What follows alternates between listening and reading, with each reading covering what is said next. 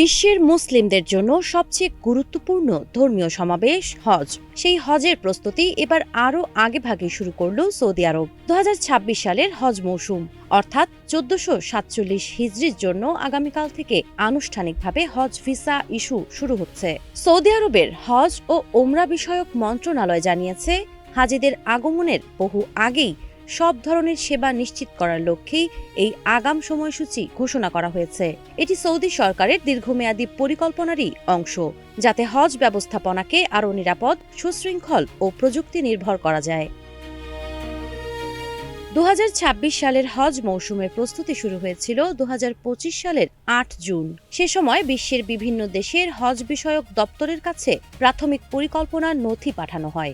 এরপর Nusuk Masar নামের digital প্ল্যাটফর্মের মাধ্যমে পবিত্র স্থানগুলোর তাঁবু, আবাসন ও সেবা সংক্রান্ত বিস্তারিত তথ্য ভাগ করে দেওয়া হয়, যাতে সংশ্লিষ্ট দেশগুলো আগেভাগেই পরিকল্পনা চূড়ান্ত করতে পারে। ঘোষিত ক্যালেন্ডার অনুযায়ী আবাসন ও মূল সেবার প্রস্তুতিমূলক চুক্তি শুরু হয় 1 রবিউল আউয়াল থেকে।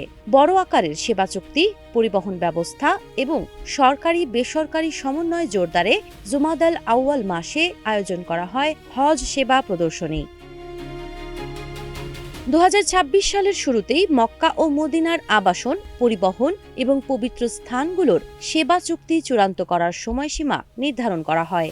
এরই ধারাবাহিকতায় 8 ফেব্রুয়ারি থেকে শুরু হচ্ছে ভিসা ইস্যু, যা মার্চ মাসে চূড়ান্ত হবে। সৌদি কর্তৃপক্ষ জানিয়েছে, 18 এপ্রিল থেকে প্রথম দফায় হাজিরা সৌদি আরবে পৌঁছাতে শুরু করবেন। এর মধ্য দিয়েই শুরু হবে মৌসুমের চূড়ান্ত কার্যক্রম। এখন পর্যন্ত প্রায় 7.5 লাখ হাজি নিবন্ধন সম্পন্ন করেছেন।